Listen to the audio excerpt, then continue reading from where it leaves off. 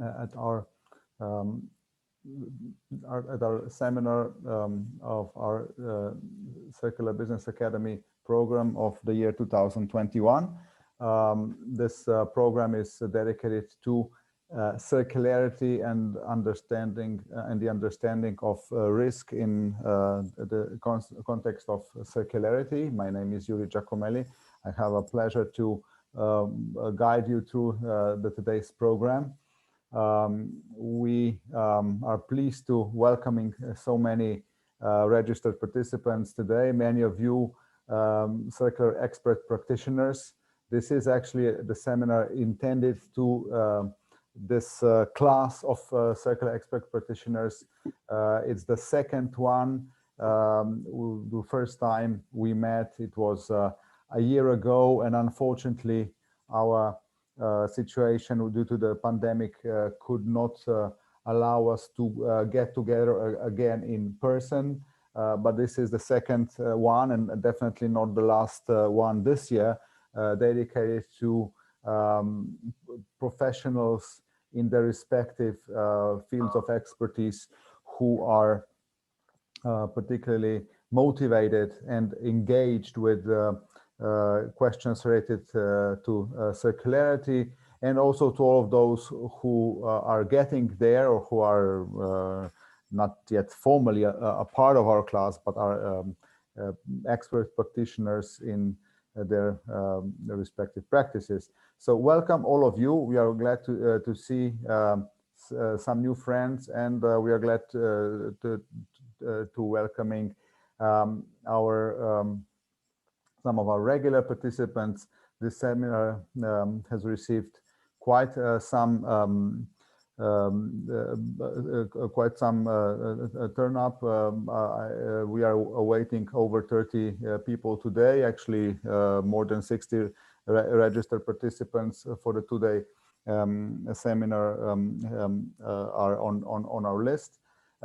This event is going to be recorded, or it is already being recorded. So whoever will not be able to be a part of this round will be able to watch the video and join us in a week time for the second part of this program.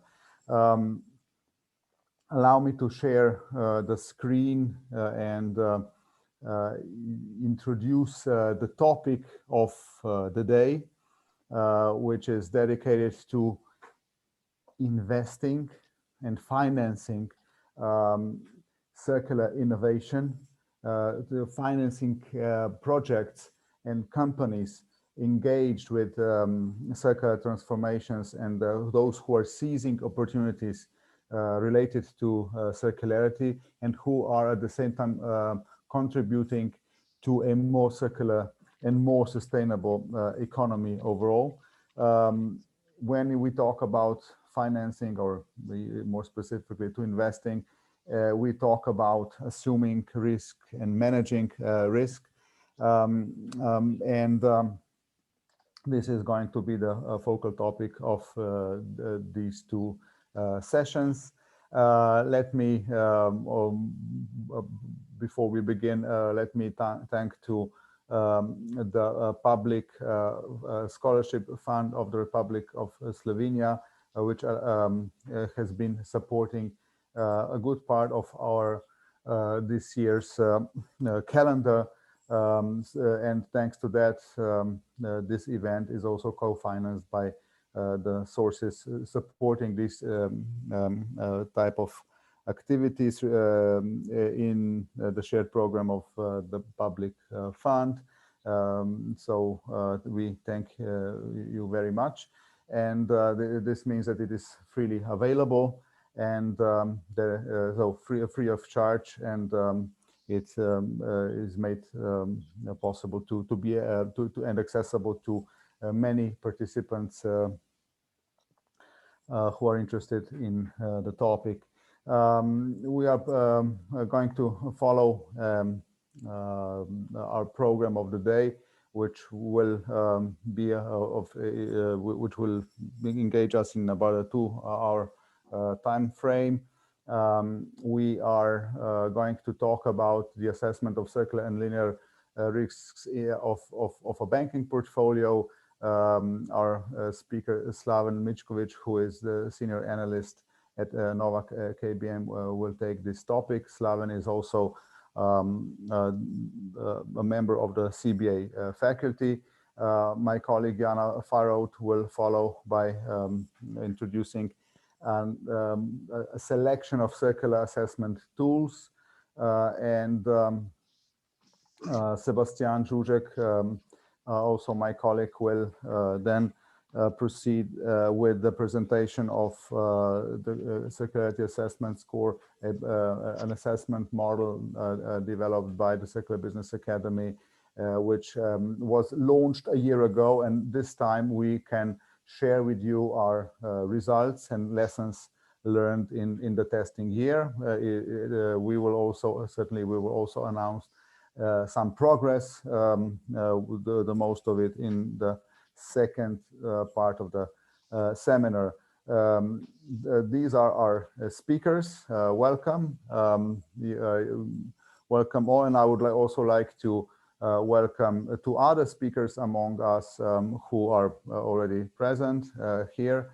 I see Christoph Püntmann, who will speak at in the second part of the seminar.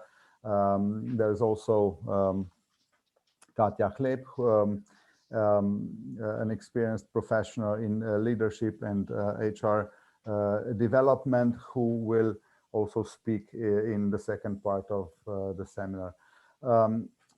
So let me just pinpoint three main ideas before we go deeper into the topic. This year is a year of hope, but it's also a year of in which we are entering a new stage when we talk about the circular transformations, and when we talk about the decoupling of human well-being from the use of planetary resources. There are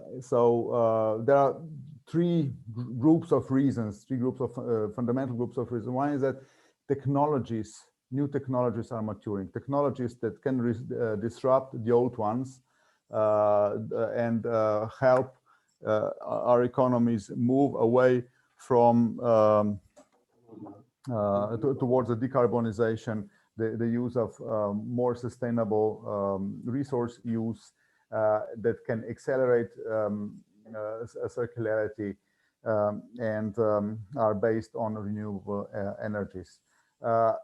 This can be a rather cynical statement, but it's definitely an optimistic one. Even if we didn't have problems like the climate crisis or the resource crisis, these technologies are now here. Many of them are here. They do have an effect on global financial markets, and would have disrupted anyhow the old technologies. I think this is a notion that we have to take into account. So the markets have been showing this through the last months, and consequently, companies who are bringing in new technologies have a tendency to be more successful, to be better investments. Secondly, the geopolitical situation has been changing. The lessons learned from this horrible pandemic are earned at a high price. Furthermore, not only Europe, also the US is moving towards, let's call it a Green Deal convergency, and this can contribute to some important milestones that are at sight through 2021 that include global governance convergence. We are awaiting some achievements at the COP26 summit in Glasgow in November. we are seeing further advancements in the regulatory framework development, particularly in the European Union. It's not just plastics, it's also other materials and uses, the extension of producer liability and other fields that are being tackled substantially. And all this, of course, opens new markets for circular frontrunners. And certainly the EU recovery plan, a generous financing instrument, is supportive to the EU Green Deal and is becoming a reality through this year. Finally, the EU taxonomy, a sustainable finance regulatory framework, is here. This will require some new way of looking at companies from the standpoint of banks or investors, and this will also require from these same players to look differently at banks and other financial intermediaries. These relationships will fundamentally change, and this time financial intermediaries are a part of the solution to get out of the current crisis. They are also assuming a strategic role in the promotion of circular, or even in a broader sense, more sustainable investments. So public investment orientation will be needed to support this systemic change, and there is a challenge to support risk sharing of private investments and expansion of different types of financing instruments to be focused towards the emerging economic ecosystems. So there's enough on the plate that attracts our attention. So without any further ado, I would suggest that we move to the first presentation of the day. Hereby, I'm inviting Slaven to take the floor. If you agree, so Slaven, please, the word is yours. I will stop sharing, and you are free to go and to take command of the presentation, please. Hello to everybody. Many thanks, Yuri, for enabling me to speak in front of such a wonderful and eminent audience. It's always a pleasure to share my experience with others who are trying to take this path towards more sustainable, more circular economy. For all others, as you know, probably, or maybe not, Yuri and I wrote an article last autumn. The article is about the possible change in methodology for bank capital requirements, namely when we introduce new risks like circular or linear risk, possible way to let's say ease this transition is also to tackle the capital requirements. But first of all, do you see my presentation?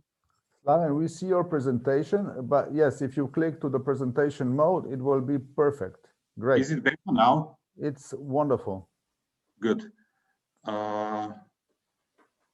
Just trying to remove this. Okay.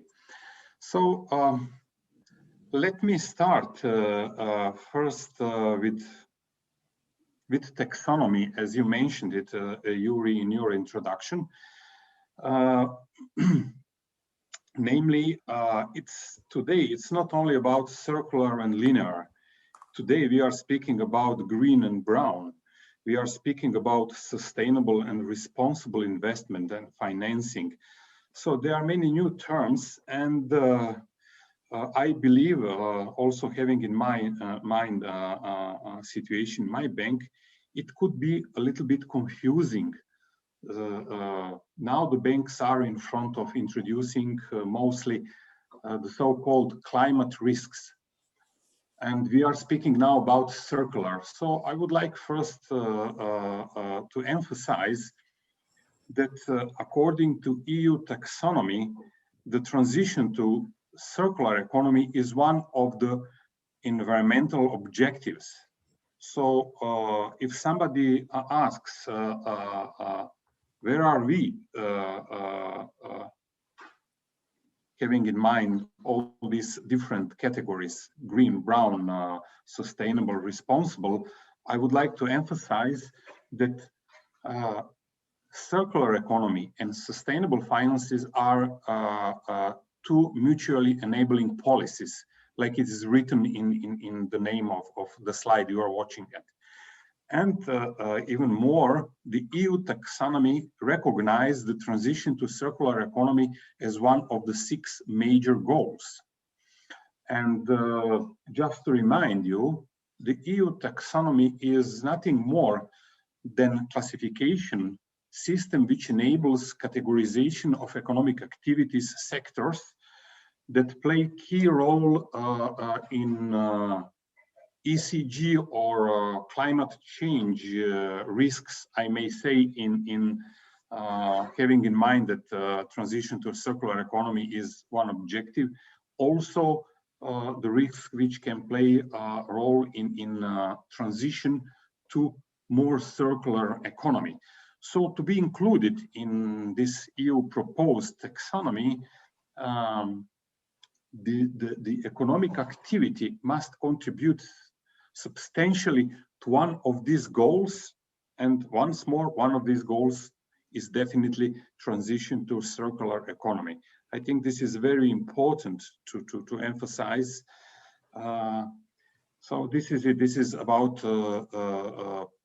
let's say, connection and the role of EU taxonomy.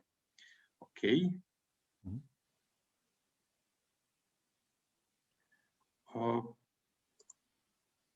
I have problem, Yuri, to jump to the next slide. No, okay, it's okay. Sorry.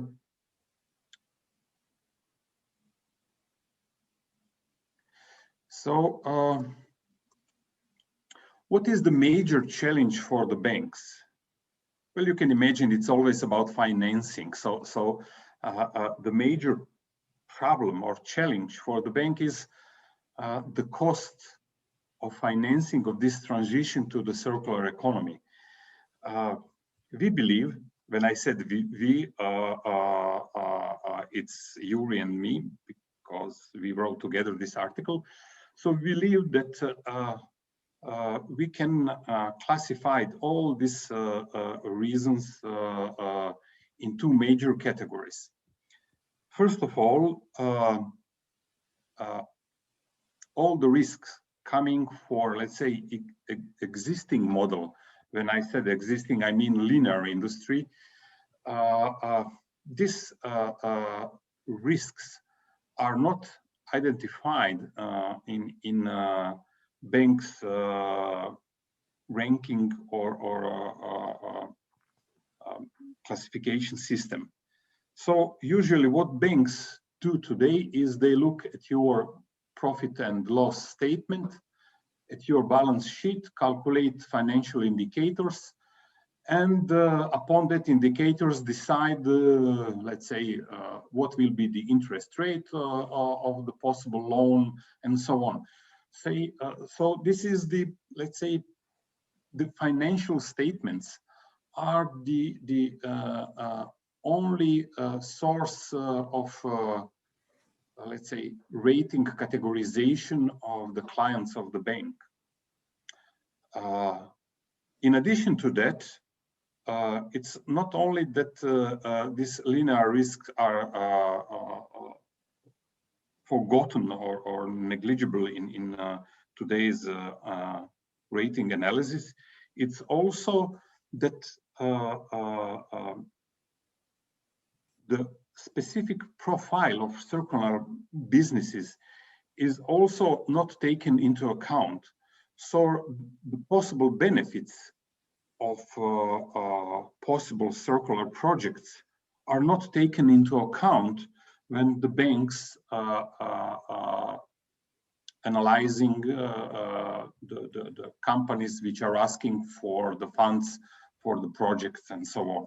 So these are two major, let's say, sources for this, for the problem banks have with the transition to a circular economy.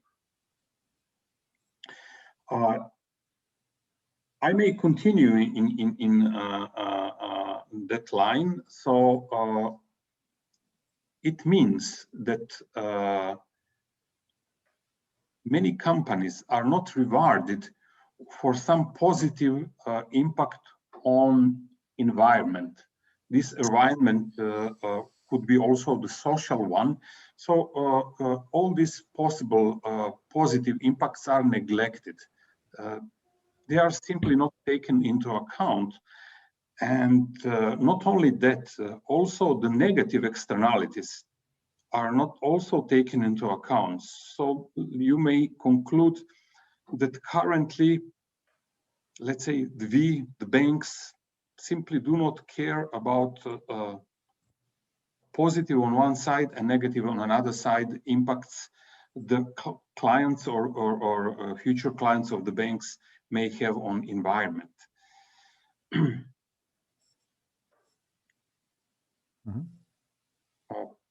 In addition to that, even how to say the most important requirement, regular requirement written in so-called Basel document, do not take into account transition to a circular economy. So this means that if we are following requirements provided by central banks and written in Basel documents, we simply do not take into account all the benefits, all the possible benefits given by transition to circular economy. And since the banks were and will remain the very important player in this transition, you may see in this slide that according to last year data, more than 70% of finance comes from the banks. So having that in mind, it's not necessary to emphasize how important banks are. So what we have to do is we simply have to recognize the beneficial nature of this transition to more circular economy. So how we can do that? First of all, I would like to remind you on the key tasks which are in front of the banks. You have listed several of them on this slide, but definitely the list is much more longer than you can see in this slide. So we can start, of course, with the definition of these risks, and we have to incorporate this risk in our risk inventory. Then we have to define the, let's say, KPIs. So the most important indicators which we will use to measure, let's say, quantitative, so the quantitative and qualitative indicators to assess the impact of these new risks to the financial stability of the bank. And of course, written in red, we have also to decide about the capital allocation toward this new risk. I deliberately write ECG because this is the broader concept which definitely contains also transition to circular economy, or if you want, which contains circular risks. And finally, I mean, having in mind the list in this slide, we have to determine the risk appetite. This is one of the key tasks in front of the banks. Our intention today is just to have a few more words about the capital allocation. You definitely know that beyond every loan or every investment, bank also charge some. There are some capital requirements, and having in mind today a methodology, we simply do not distinguish between, on one side, existing linear, let's say linear projects, and another side, the coming circular projects. So what we are trying in our article is to give a tool how to distinguish between two different, let's say, types of risk, between different two types of investment, how to, let's say, promote investment in circular business, and discourage, on the other side, the investment using existing business model, so-called linear one. So this idea beyond capital requirements is linked to objectives. First of all, of course, we would like to incorporate circular risks in our assessment, and also to fill the gap. Simply, there is a huge gap today between, on one side, linear, and another side, circular projects. Yeah. So we have also to take care that if we want to promote the circular business and in another way reduce the capital requirement, so this is the way we also have to mind, and this is written in red, that overall the capital requirements are enough high or big or appropriate to deal with the materialization of the risk coming from circular business. So how we can do that? Well, we simply look at the Green Deal of EU Green Deal, and let's say use the very same idea. So we introduce two new factors. One is called circular supporting factor. The name itself tells what is it about. We are introducing an indicator which will, how to say, reduce the capital requirements for investments which are more circular than linear, and vice versa. We are introducing another one. We call this another one linear penalizing factor. So you can expect that this another one will penalize in a way that it will increase the capital requirements for existing business model, or if you want, existing investments, which are more or less in line with the linear business model. So I will also explain why too. Why we didn't stop only with one, this circular supporting factor.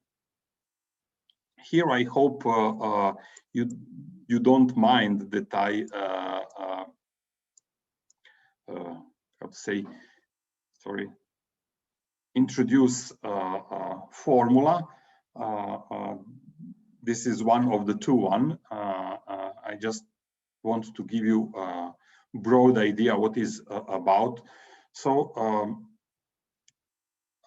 what you have is here is how we calculate capital adequacy ratio. This is probably the most known ratio the banks are calculating when quantifying the capital requirements. And you can see here that in denominator, we introduce this circular supporting factor. So it definitely reduces the requirements, the capital requirements. And what you have here, the beta on the right-hand side of the equation are the how to say regulatory capital requirements. So in changing capital requirements, we always have to have in mind what regulator requires from us. We cannot go below that level. This is it. Yeah. Let me spend few words about this indicator. So once more, I hope the idea is clear.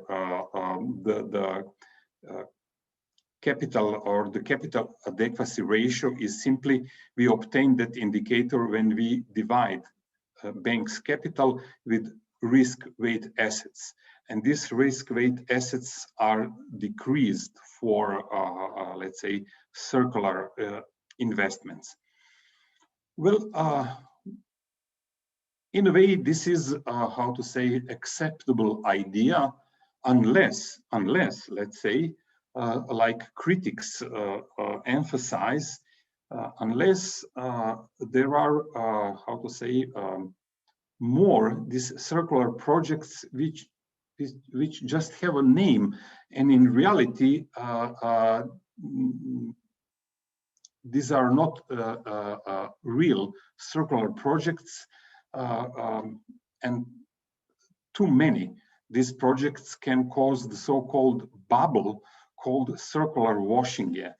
Meaning that you know, you deliberately reduce your capital requirements, although you don't have a real circular projects. Well, you can always misuse some tools, and this is also the situation with this circular supporting factor. Yeah. So I may conclude that there is a fear that too much use of or too high circular supporting factor could, how to say, create financial instability of the bank, or even of the banking system. Of this practice is used from another to one bank. So this is probably the main reason we introduce also another one factor, this penalizing factor. But let me share also with you the possible impact of this capital supporting or circular supporting factor. In this graph, you see the line. So on the x-axis, you have a circular supporting factor in percentage points. So it starts with 1 and goes to 34. On y-axis, you have capital savings in billions. So it is proposed that this capital or circular supporting factor is in the range between 5 and 25 percentage points. So if this is the case, the possible savings in capital could range from approximately 2 to 11.5 billions of euros. This is approximation on EU banking system, and the data we used coming from ECB. You can see on the previous slide,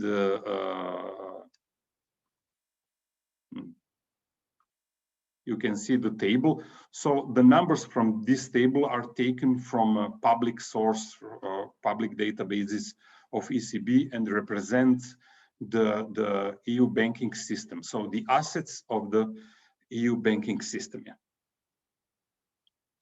Okay. From the equation of this slide, you can see that the idea from penalizing factor is very, very similar to the one for supporting factor. But here we say increase the capital which is charged for, let's say, linear projects, linear investments. So if we increase, so if the, how to say, if we balanced the size of these two factors, we can maintain the capital, the required capital, on approximately the same level. So this means that we do not jeopardize the capital position of the banks, and this, in the same way, we clearly support investments to the investments, which means transition to circular economy, and penalize the one which stick to the, let's say, existing business model. We believe that the proper combination of the two could live also in the practice. What we did is just, it was just a stylized calculation. Unfortunately, we didn't try that lively on the banks. I think none of the banks in the Slovenian banking system didn't jump to that. Not only to that, almost all the banks are at the very beginning of this very long path to, let's say, more sustainable and in such a way more circular economy. So this task in front of us, it has to be very well checked, analyzed before we put this into the practice, but we strongly believe that this is the right way to continue with them. You have also here on this graph the opposite situation. For how many billions will rise the capital charge if we introduce this linear penalizing factor? So you can see that it goes between let's say 16, 17 billions to 27, 28 billions of euros. Okay, this is it.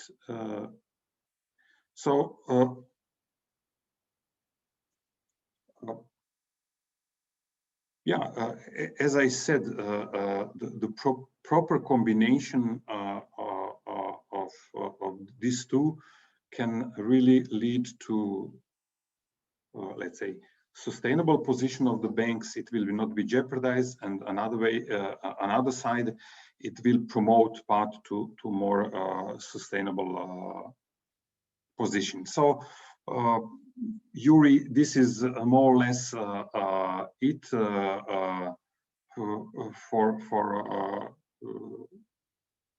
the new members or listeners. I saved this slide, which clearly distinguish between circular and linear risks. But since we showed it last time, I will not speak about now what are circular, what are the linear risks. So I think I'm almost spent the time given to me. Yeah. And if there are some questions, I will be more than happy if I know to answer. Thank you. Thank you very much for diligently and accurately presenting this topic. You are all welcome to contribute to the debate that follows. Christoph has risen his hand. Please, Christoph, be the first to yeah, absolutely. No, thank you very much for the very thorough presentation. And I think the point of adjusting the bank capital in order to reflect whether a business is circular or linear is actually a very how to say, credible way of tackling these problems. I mean, like, as you said, it was like we shouldn't penalize circular businesses at the expense of keeping linear incumbents in place. So to what extent have these, I mean, number one, I mean, there's two questions that I have. Number one, which of the two is actually more beneficial? The one where you kind of like benefit the circular businesses, or the one that, or the one that is penalizing the linear ones? So it's like, which one has been more acceptable? I mean, it's always difficult to deliver penalties to people, because it kind of like feels that you're pushing businesses out of, or companies out of business, while it's always good to kind of like enhance the circular newcomers. So that's the one question. And the other question I have is, to what extent has this already been included in the discussions of the new Basel regime that is basically, I think, Basel IV? So number one, which one are people more in favor of? Is it like penalizing one group, or benefiting the other group? And the second question, to what extent has it already entered into the new rules?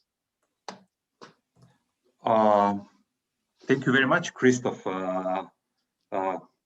Both questions are very difficult one, meaning that, there is no simple answer which can in one line answer to you. And clearly, let's say, if I stick to the first one, if I have to answer clearly which one is more beneficial, well, it's always conditional, you know. First of all, if I look at the bank itself, so from the viewpoint of the bank, it definitely,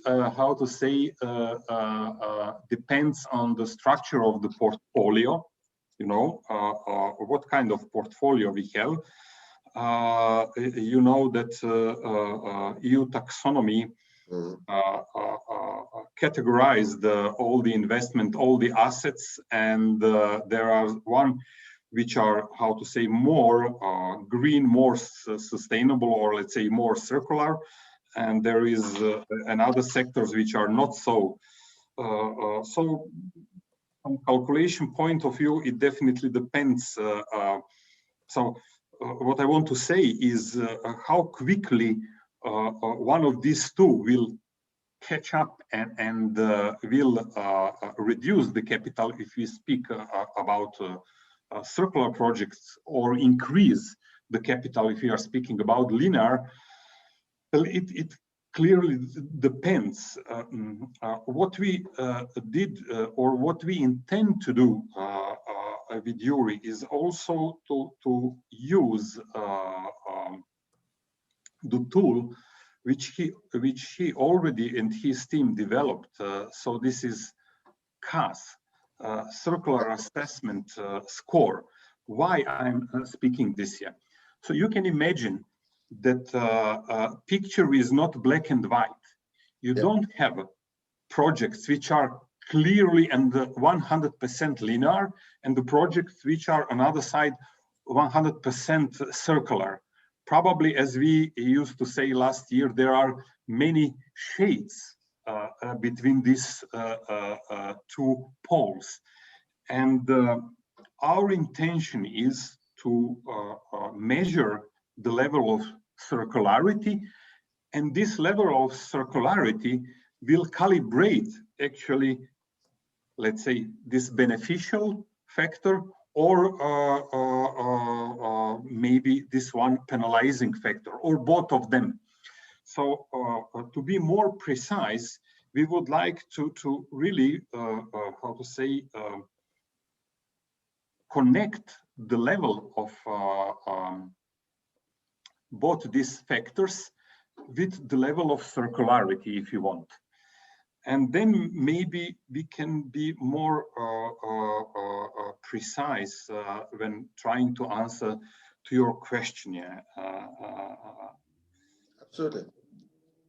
So yeah, it also depends on the risk weights we already have, or which are already proposed by regulator. You know that when you look at your assets through the risk weights, there are some intervals of these weights which are proposed to different types of assets. So this is additional reason why I mentioned that the structure of portfolio will also play a key role when we are speaking about how beneficial are one or another factor. So this is, you can see that my answer is not very precise in terms that I said this one is really the better. And there is also, I may say, and you touch that, there is also psychological side of this thing. Some people or some banks maybe like more supporting things when you support something, and they don't like penalizing the things. But I'm afraid that regardless to this distinction, we have to continue with both of these factors, since the financial stability is the clear goal we have to maintain, or criteria we have to maintain. I'm afraid that we cannot continue with just one, with just supporting or just penalizing, you know. So this is how I see the things. I think that in coming months, maybe years, the answer will be much more precise, and we can give you, how to say, more detailed analysis about introduction of these factors. Now about the Basel, well, I'm not sure that I'm in situation to clearly answer at which level the Basel introduced these two factors. Clearly, it introduced the path toward the circular economy, or more circular economy. I'm not sure now if they clearly introduce these two factors as Yuri and I introduced in our article. I believe that this will be the case, so I'm positive on this, because these two factors are clearly derived from the Green Deal. So if Basel, how say, take into account the Green Deal, which is also one of the, how to say, red lines of the new EU Commission, I believe also that it will be part of also of the Basel. So this is from my side. Okay. No, if I may add just a, please, Yuri, a short comment on my side. You know, for me, right now it's very interesting to observe how the current practice will evolve. What we propose is firmly stands on the observation that actually, if we take into account the full context of circular, or even broader, a sustainable transition, a systemic development that is being put in place and is spanned by the full recognition of aspects of risk that so far have not been taken fully into account, then we should actually shift the perspective. In geometrical terms, we would kind of shift the coordinate system, right? Yeah. Furthermore, when we look at each individual company, both aspects, as Slaven has said, both aspects, the penalizing one and the rewarding one, should be taken into account.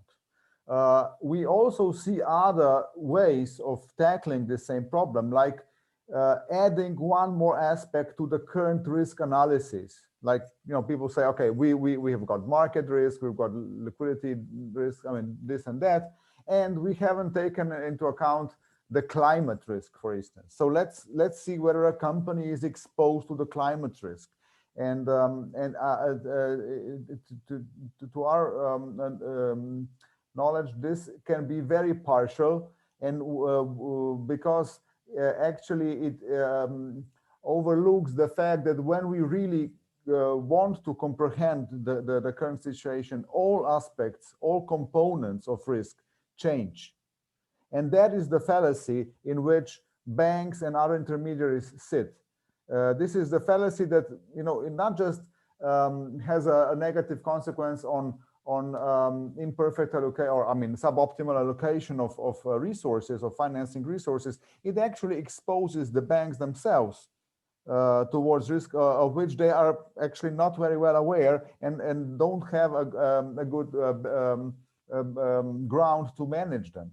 So to me, this aspect is particularly interesting, and we are quite early in the development of the risk practice. And again, to me, and I'm not as opposed to Slaven in particular, or also you, Christoph, who are really experts with earned experience in the banking sector. I'm not a risk specialist, but coming from the outside, I see this as a very interesting topic that will decide how fast, and how efficiently the system, the banking system particularly, will adapt. But the banking system will actually lead the development of financing practice all across, because it is a systemic issue. It is certainly the market itself will do its job, but I think that we should not underestimate, not overestimate the market itself, and not underestimate the institutional aspects of and institutions such as banks and the system overall should not linger behind in this comprehensive multi-level systemic shift. Any other questions? Shall we move on? If you agree. Thank you to everybody. Thank you, indeed, Slaven. This was very interesting, and I would like to now see into the next. I would like to move to the next speaker, Jana Feiroth, our program director, will introduce you to the circularity assessment tools. As you know, the Circular Business Academy has been practicing one such tool through the last year, and we will also share some experience with this respect. However, we would like to show you, how circularity can be traced. What this really means? What are the current approaches that several counterparts across Europe and across the globe have taken so far, and with what motivation? And then we will move on. Jana, please. Thank you, Yuri, What is yours, please? Kind introduction. So I would also like to say, since you are all experts, please feel free to ask questions, but also to state opinions and give some feedback, because this is a project to improve and to go further and update our CAS. And we really value any inputs you might give us, and also concerning experience maybe on these other tools that I'm going to present now. So I would like to start, wait, does it work? Yeah. By stating what these tools are for. So when I had a look at different tools that are there now on the market and that you can freely access, I saw that most of these tools are actually targeted at companies that have just started some kind of circular transformation, or who are also interested in this topic. So this is very basic, these assessments, most of them. They're there to familiarize these companies with key elements of circularity and to analyze the status quo. They also present opportunities to them, because once you get familiar with this test and assessment and you look into what is analyzed, of course, you also get ideas of what's possible and where you can change. And then they can also be a basis for further targeted recommendations. So you could have more individual reports. And of course, one of the goals is also to have to align your company targets with higher goals, and then to use these tools regularly, so maybe annually, and see how you have improved.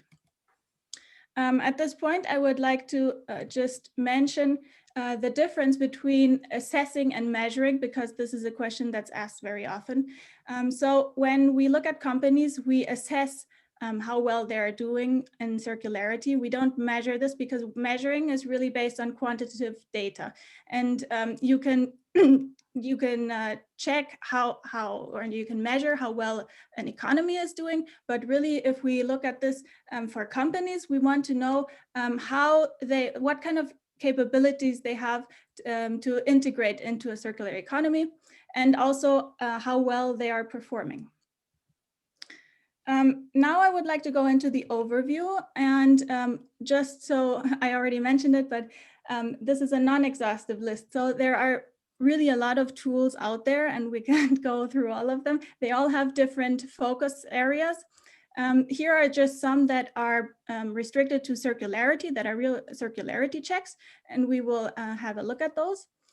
And then there are some further tools. You can see the first three are from a bank's perspective. So the tools that were on the last slide are for SMEs and for also bigger firms to assess their circularity themselves. And here we also see tools that banks use. I will also, of course, mention our own tool, the Circularity Assessment Score, briefly. And then there are also other tools that relate somehow to circularity, and that they cover different aspects that are important for circularity, but they're not circularity assessment tools as such. So we have resource efficiency, one tool I will also show you. We have life cycle assessments, sustainability assessments, environmental assessments, the ESG score that Slaven already mentioned. And there are also a range of specific tools that are, like, for instance, for the building industry or for specific sectors. If we start with the first one, this is an Interreg tool, the Green Cycle Questionnaire, and this is really an introductory tool. So this is for a company that doesn't really know a lot about the aspect of circularity. It's also for regions, and basically here circular front runners are identified, and you can get ideas from what's possible, what other firms in the industry are doing. And yeah, so this is basically an inspirational tool. And there's no score at the end, no graph as a result or anything. But you can share your practices, and you can share lessons learned and so on. So if we go to the first really, circularity assessing tool, this is the Circularity Check. And here you can already see that there are concrete measures. So you have a total score. It was, by the way, developed by Equipreneur. And here they really want to assess different indicators and see how you perform. And there's a total score, and there are different indicators. And important to note here for this tool is that if you receive 0 on one of these indicators, you get a 0 overall score. So you have to show at least some kind of commitment in some area. And here you can see there's only 7 in recovery. So this firm, only got a score because they got at least some commitment here. And then they break it down into the different indicators. They break them down further so you can have some better analysis. And show nice graphs here to show your strengths and weaknesses. If we go to Circulytics, which is the Ellen MacArthur Foundation's tool, we see that they have an overall score too. Their score is a letter from A to E, and it's based on assessing enablers and outcomes. So enablers, the inputs. So here you have like planning, people, skills, and operations, and so on. And then the outcomes that are the products and materials and services, and so on. They also have strategy and planning and so on, these themes, and you can have a closer look at how you're doing in this. But basically, this tool is addressed to larger companies because this is an assessment that's very extensive, and especially larger companies also need to dedicate some resources to this questionnaire from different departments and so on to really gather the data and have a good overall assessment. If we go on to the Circular Economy Toolkit, this is also a very intuitive tool. You see at the outcome, you see the opportunity and the feasibility, and you can quickly assess where you stand. And this takes into account all these aspects that you see on the left-hand side. And also there are some case studies and so on, some other informational material to support this tool. This is also focused very much on these opportunities in the product cycle. If we move on to the readiness assessment tool for the circular economy of Match, this is the Danish company. So they developed this tool where they assess the readiness along 8 key dimensions. What's good about this tool is that it really goes into detail about and is very individual on this assessment, but they have all these different dimensions, and they don't have an overall score or nothing really, no intuitively interpretable result for companies. So especially for newcomers, this may be rather hard to grasp. So the result is the readiness profile, and they do internal benchmarking and external benchmarking. So where their strengths lie and weaknesses, and also in relation to competitors. If we look at Circular IQ, another test that was powered, I mean, that's from the European Commission, but powered by KPMG and Circular Economy and MVO, Netherlands. We see that this is a very extensive report and very quantitative, actually. Here, you really need to know a lot about your operations, a lot of technical details in numbers. And what's good about this tool, I mean, it focuses on products exclusively, and it's very advanced in the way they handle the data. So their data reporting is very advanced, very technical tool. So this is for companies that know a little bit more about what they're doing and who are advanced in the circularity.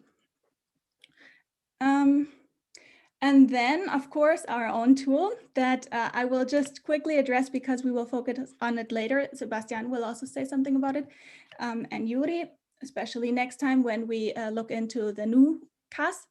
But here, I just want to briefly say this is our output. So this is the result that we give our customers. We give this metrics. And here, I think what's very nice is that it's very intuitive. You can see where you stand. You see if you're a circular front runner or not, and whether it's about commitment or business model potential, why you're maybe not in the circular front runners field. And as I said, now this focuses on the business model. So here is a difference between what we suggest and what other tools are that I just showed you, because a lot of these other tools focus on the product and what companies develop and the services. And here it's about the whole on a company level. So this CAS is also being used in the Interreg project Circular 4.0. So we have extensive exposure here and had a lot of testing also already, as Sebastian will then also show. Here's another tool that now was developed for Intesa San Paulo, so from a bank's perspective. And you can actually see that there are some similarities, which is also why we want our tool also to be applicable for banks to also assess companies. So there are some similarities here. If Yuri, if you would like to add some details on this tool, because you know this better than I do. Thank you. It is definitely a strategic tool used by this banking group, one of the largest ones in Europe. It's not the only banking group that is quite advanced in the understanding of circularity at the level of their clients. Intesa uses this as one step in an overall engagement programs, that they develop for the companies. ABN AMRO, ING, for example, two Dutch banks who exercise similar practices, to name also others. What I would like to stress is that this one and also some previous ones, you could see, there and our costs, there are quite some similarities in all these cases. We are aiming at showing the circularity on two axes. One is rather about feasibility or potential, and the other one is about the actual level of commitment or the ability to fulfill or exploit this potential. So in many ways, these tools have a rather similar way at looking at the circularity of firms.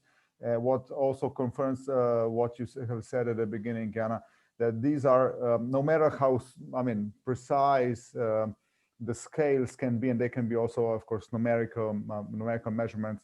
But anyhow, these are composite criteria, right?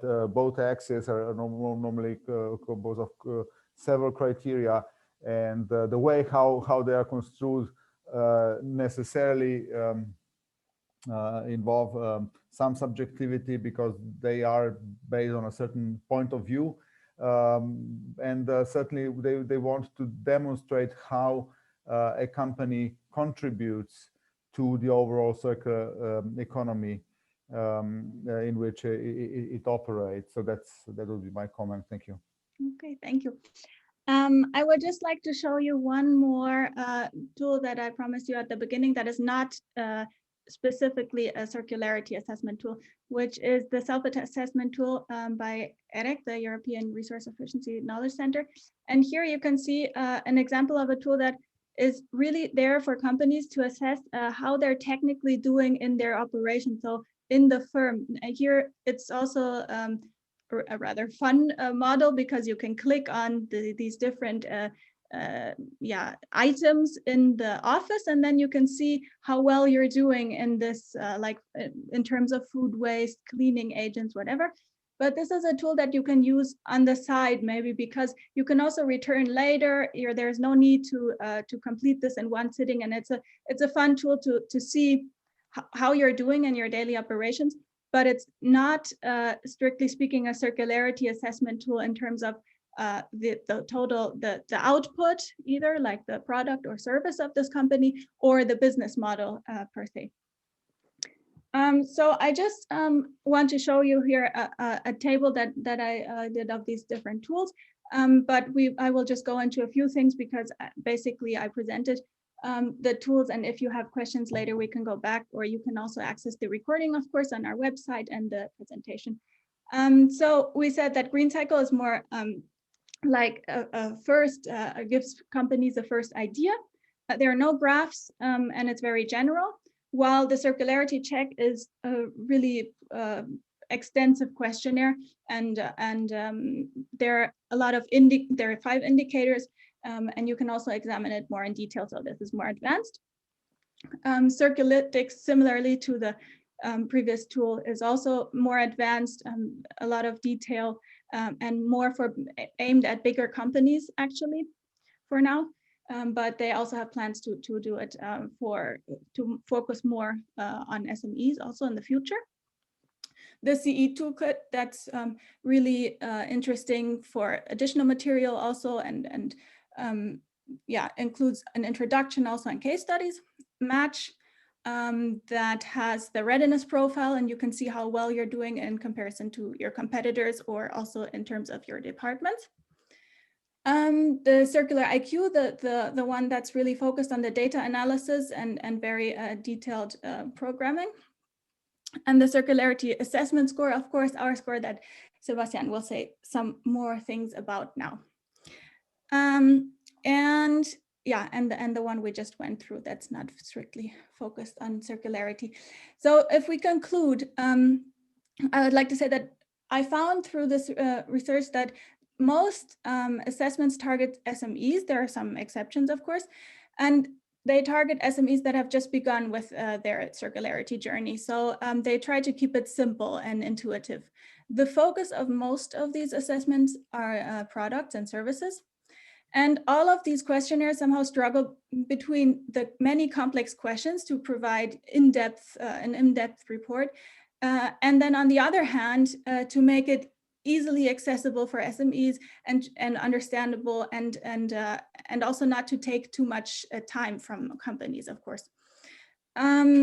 We talked about the difference between measurement and assessments, which is really important in this regard.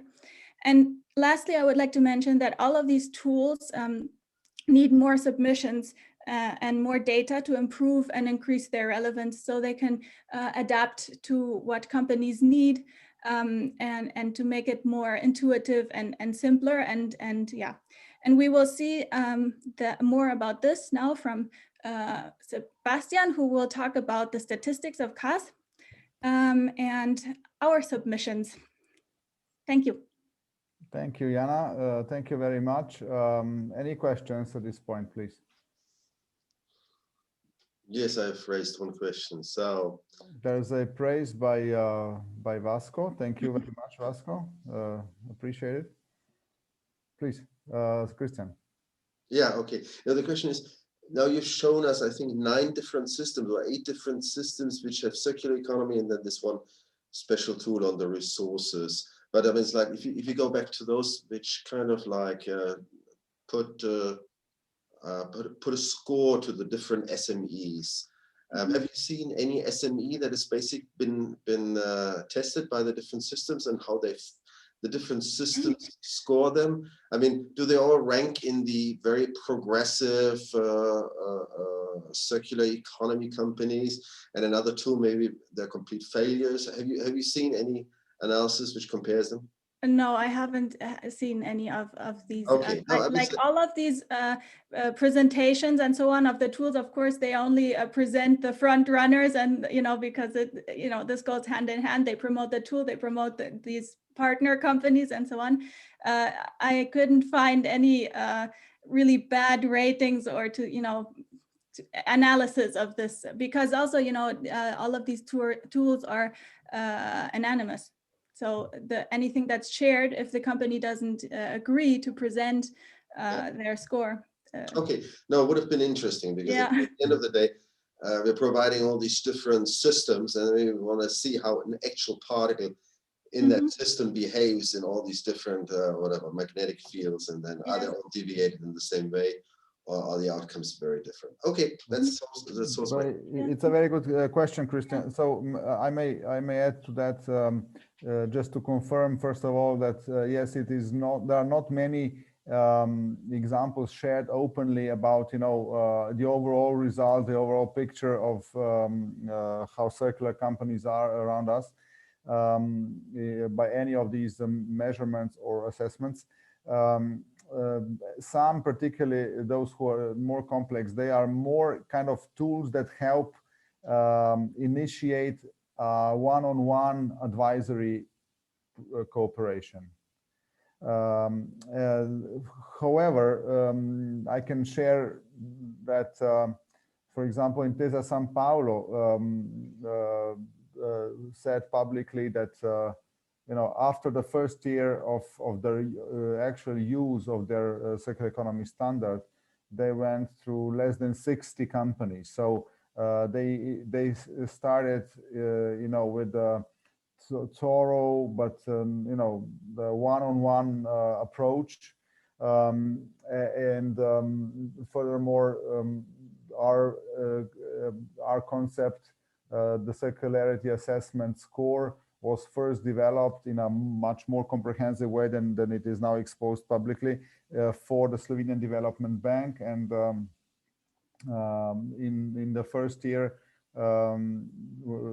this was 2018, the SID Banka actually analyzed slightly more than 100 clients, and they found that almost a quarter could be characterized as front runners. So they continue using it. There were several articles published on that, particularly in the banking magazine of the Slovenian Banking Association. So these are some of the clues that we have. Of course, these measurements are not directly comparable, as you could see, because the most of them are actually much more focused on products or services that the companies perform, and not so much on their business models or performance. So that's also something to distinguish. I would like to thank to Jana once more. There's another question. I see a hand raised by Bončina Jamšek. So please.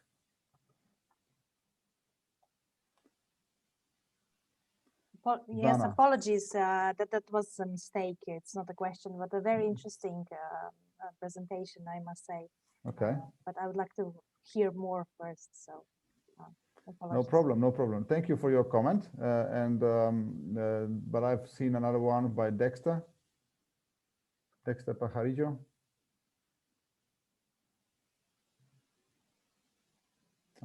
A question from your side, Dexter?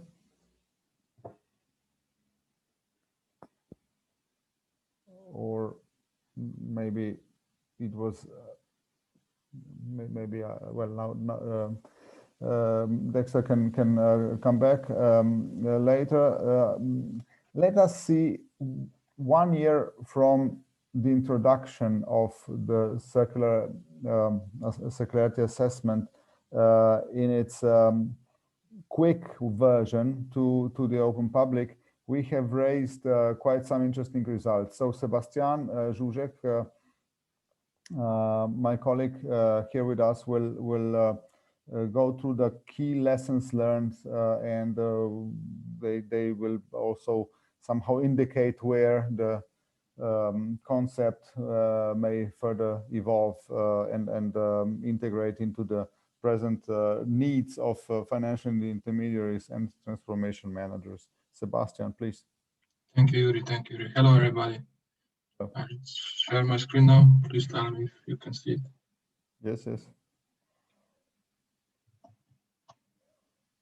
Nice mountains. Yeah. Okay. So yeah, hello everybody again. My name is Sebastian, and I will shortly walk you through our findings from the last year that we've been testing these tools of ours. As you might know, some of you probably even filled it out. The test focuses on evaluating 2 dimensions that are necessary for a successful circular transformation. On one hand, it evaluates the firm's circular business model potential, and it does that so through evaluating its value chain and how the value chain can achieve its full exploitable potential. And on the other hand, it focuses on companies' commitment to circular transformation. So, and this part is based on the managerial abilities and overall organizational practices that need to be implemented for the company to see these business model potentials. So the final score of our test and the report that you will receive at the end is based on the score of these 2 variables. The test consists of 18 questions, the shorter version that I'm presenting, and the total and maximum score is 100. So if you would score 100, then you would probably have to start working on circular economy 5.0, right? So first of all, it's been 1 year since we started, and the number of units that the entries we got is 50. This is partly because we didn't want to, go full scale. Didn't let it go out of proportions. So we kept it in more of a private extent. But still, the survey participants came from all over, are international, all over Europe. And it is also important to know that most of these respondents were a person who is responsible for this field of work, or this part of the company's business. So that means that respondents had quite good understanding of the subject and the topic in question. The average score of our tests is 45, with a median of 44.7. But I'll come back to these numbers later. First, let me walk you through some of the respondents' background information, so we will see who were the respondents. So they're mostly micro and small companies, from commercial services like consulting firms mostly, and also software services. But it is important to know that there were still also some banks contributing, and of course our goal would be that we would also maybe get more production companies that are maybe like interesting in this aspect of evolving their business model. So now let's get some insights on how advanced their circular activities are and what they focus on. So the reality right now, as you can see, is that a lot of them are still in the early stage of the process, with the most answer actually being that they do not engage in any activities, or that they just started investing in these activities. But on the other hand, we can see that there are still 4 companies, that's almost 10% of all the companies, that are predominantly based on circular investments and also have been in the past. So it's not just something they started now, but have been doing for quite some time. As you can see, the primary focus is, when tackling the circular opportunities, either creating a new product or service that is in a circular way, or that even the new existing product and services can have the potential to develop into these sorts of products, which is, I think, quite important, because for some of the companies it would be easier to start with something that they already have, because not everyone has the time and the budget to start investing in a completely new products and new inventions. So the last question that I wanted to highlight is the understanding of the primary drivers of those companies' circular transformation. And as we can see, we are already in a phase where everyone realizes that this is the next big thing, and it has to be done sooner or later. But there's, of course, a factor of technology disruption, and also regulatory reasons. So that means that public institutions are doing something right, that people are actually forced to maybe take a look around and do something because of it. Okay, so as I promised, we're returning to some more statistics. Here you can see the entries distribution graph. In total, we had 13 front runners. So these are the companies that had the best scores, or the score over 50, the total score over 50. But another really interesting thing here is the correlation. between the both variables. So between the commitment and between the business model potential. So before we even started with this test, we were quite, I mean, not worried, but we didn't know what to expect. We knew that the correlation should be somehow moderate and positive, of course, but will it be too high or maybe too low? Because if it would be too low, then it would not really make sense, because, you know, if you have the commitment, then of course your business model still has some tweaks to be done. You can improve it, transform it, and on the other hand, there might be a high commitment to it. But I mean, if the correlation would be too high, that would mean that everyone that would like to be circular could be, but that's not always the case, because some business models are harder to transform. So yeah, the correlation, as you can see, is 0.6, which is a moderate positive correlation, and is something that I think we are really satisfied with. But of course, it's still a subject of research, and we will have to keep monitoring it. And of course, in order to get some more concrete results, we will have to have a bigger sample size as well. Okay, so in conclusion, just to intercept you just quickly.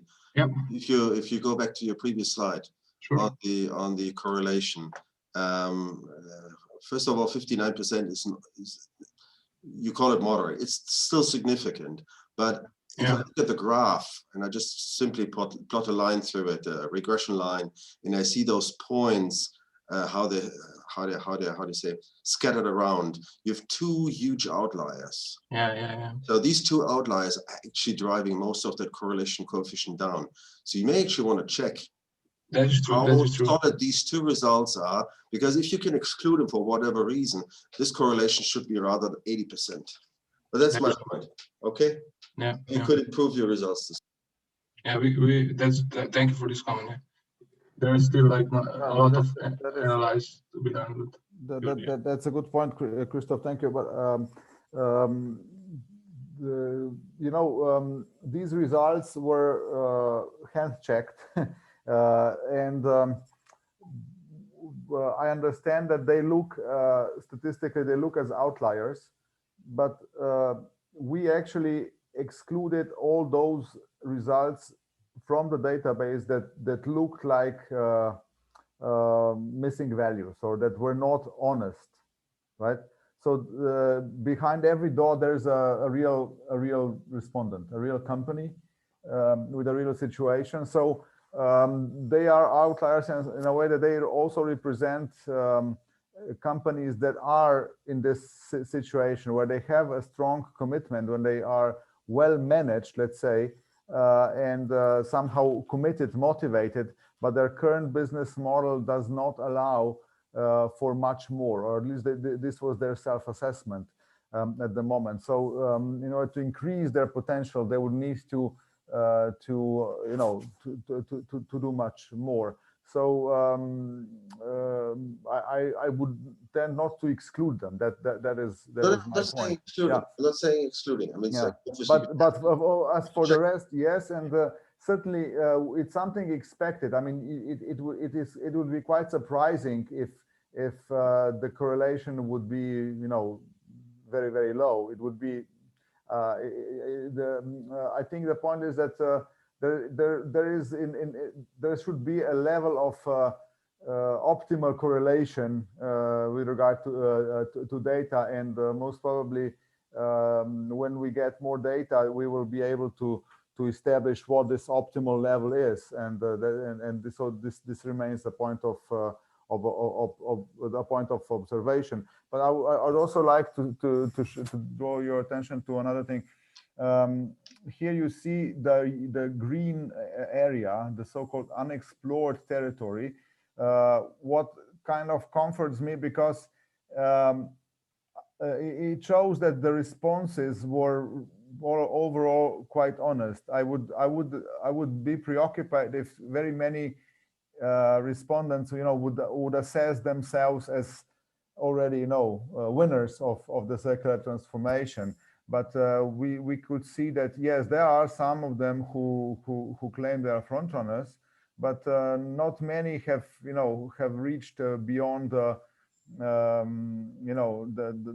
partial result of 40, or actually there are 2 companies on the 2 or 3 dots on the line, and 2 that are slightly above, and that is basically all. So I think this is actually quite realistic, I would comment. Here's a question from Bojana. Did you try to do CAS by different respondents from the same company? If yes, how did results differentiate? We did try this in a pre-testing phase, and there were no significant differences in that very cases, but that doesn't actually provide an answer to your question, Bojana. So this is still subject to exploration. I mean, this is all. There are many areas of potential, let's say, subjectivity, and I mean, being respondents, responsible persons, or not being more acquainted or less acquainted, outsiders, insiders. All these points of view, of course, we can assume they make a difference. At this level, we cannot say that we have sufficient data, that would tell what degree of subjectivity there might be in such circumstances. Yeah, because at the end of the day, it's still a self-assessment, right? So yeah, we would really need, some more insights about the company. And maybe you can go further to the conclusions, because there are some interesting points maybe to underline there as well. So first of all, for now, the questionnaire, we got a positive feedback for it. It's clear, overall well understood.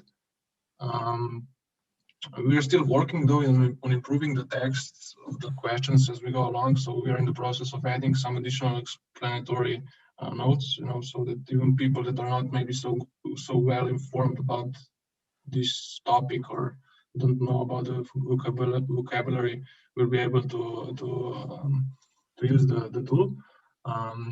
We've also compared this result, like you said before, with the seed bancas, and they use an extensive version of this tool, of course, but there are some correlations with it, so we were quite satisfied with that. We are also, of course, planning to do more testing and increase the sample size in the upcoming months, and we will also like all that are here to help us with that. And of course, we want to expand the questionnaire, and so we would improve the data processing and also the report at the end by collecting more background information about the company. So this is actually the next stage that also Yuri will talk about. And we also plan on doing some industry comparisons that are relevant, maybe even inside the same company, like Bojana asked. So yeah, that would be the main focus right now. Mm-hmm. Do you have anything to add, Yuri? Very well. I mean, I would prefer to giving word to our attendants. Are there any questions, please? Any other observations? I think when this tool is really finalized, like when it's really completed, I think it would be interesting to compare this tool with some other tool and compare results. If there's any other tools that does similar assessment. Absolutely. Hello, Vesna. Are you in Japan? Yes. Okay, you're still there. Glad to having you at this late hour, I believe.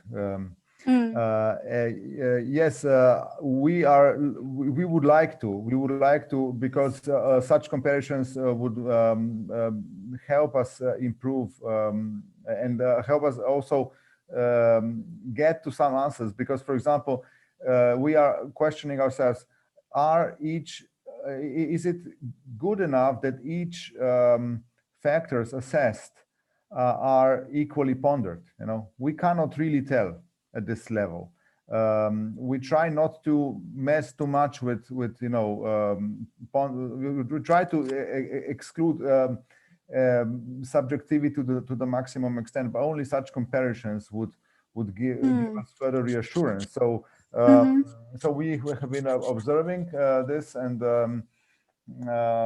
unfortunately, those who I believe have got the best data have internalized these systems, and particularly banks. Some of those I have mentioned before, they use this internally, and they clearly cannot share much, also due to the banking secrecy, and that is a significant limitation.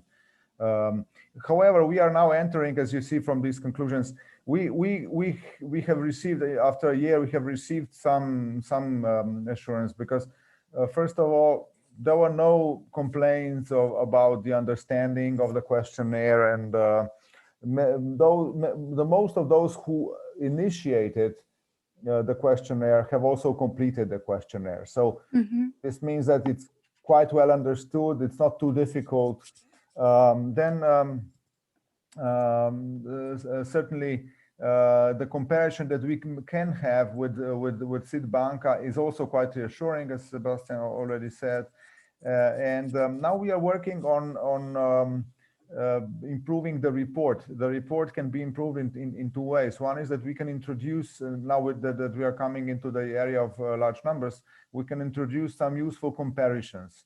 And we will also add some questions that will help make such comparisons, like, for example, at the industry level. Eventually, it could be also at the country level or economy level. That could bring some more insights to the respondents. We are also going to improve the feedback by adding one more step, and that is simply to make an interview before, you know, for those who will be willing to participate, to get a better insight into the business model they are pursuing, and some of the practices, and that could further improve the individual feedback. I mean, at the level of individual respondents, of course. So these are some of the directions, and basically we see, given the diversity of uses that are emerging, we would like to adapt feedback to three types of uses. One, most general one, is of course to transformation managers who are managing transformations at their respective companies. Within this, there is the second level. You know, the transformation doesn't happen in a short period of time. These transformations are very long term. So they, in a more complex organizations, they happen over you know, a number of breakthrough projects. And so the second layer is how to adapt this tool to measure a contribution of one project in the focus. Because the way how companies often change is that they set a program, or you know, composed of one or more transformative projects that are significant also for the rest of the organization. So the contribution of breakthrough activities or breakthrough projects. And the third level, of course, was addressed at the beginning by Slaven, how to make this assessment, I mean, enhance it, and how to make it as compatible as possible for financial intermediaries, so that they would actually be able to rely upon the score and perhaps some additional feedback, and so that the circularity assessment could be used in the interaction between intermediaries and their clients. So these are the three main directions of further development. We will be able to present some of that in the next in the second part of the seminar, and also through the year we will certainly keep you updated with that. And are there any other questions? Jana? Okay, Jana says thank you to Alba. Very well. I would like to thank to Sebastian for his presentation. Any further comments from your side, Sebastian? If you agree, I would proceed to our actually to the rest of our program for the day. Yes, please. Could you see my screen? I don't think so. Not yet. Not yet. Okay. Right now, I hope it works. So as you could see, we are approaching the end of the program of the day. Let me thank to Slaven, Jana, and Sebastian for their contributions. What will follow? The next time we will discuss in more detail the enhancements of CAS. And for this, we need some of your help, as you could see. I would kindly ask you to do this short homework. The first thing to do is please test the CAS 2.0. You will be involved as privileged participants in the pre-testing phase. So you will be able to fill in the questionnaire. You will get by email, you'll get a link. And then you will be able to access and fill this in. And so perhaps, I mean, they'll definitely help you go into the details after having had your hands-on experience. Then, of course, please propose and if possible, introduce at 3 firms or more that we should approach and ask to fill in the CAS 2.0. You can do this simply by replying to the email you will receive. So you can do this anytime next week by the next Thursday. We will see each other next Thursday, 18th of February at 3 p.m.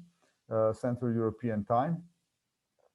And we would also like to involve those who would like to become circular expert practitioners to apply for that. This means that you sign solemnly the declaration here presented.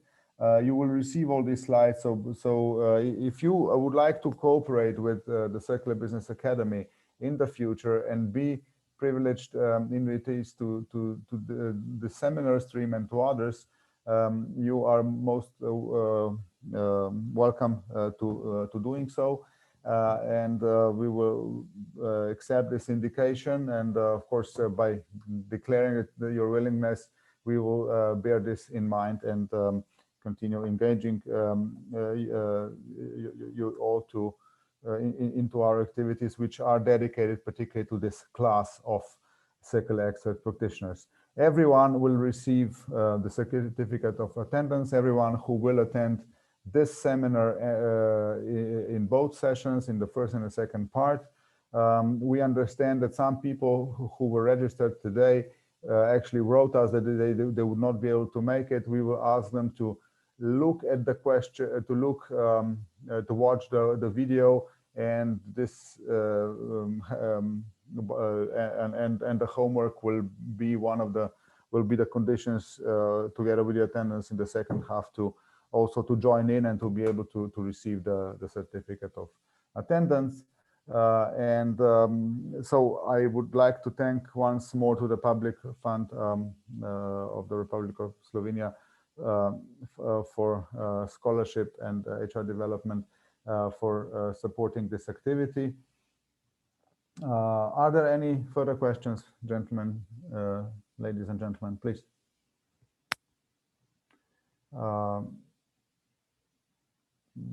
I see that we are slightly over time, so I know that a good seminar is a good one only if it ends on time. I apologize for that.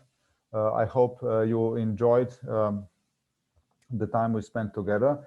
The next time we will be together with Katja Chleb, who will speak of leadership challenges related to the transformation of financial intermediaries on one hand, and companies on the other hand, with regard to this, newly developed relationship between them. And there will be Christoph Puntmann, who has got extensive experience from the banking world and is the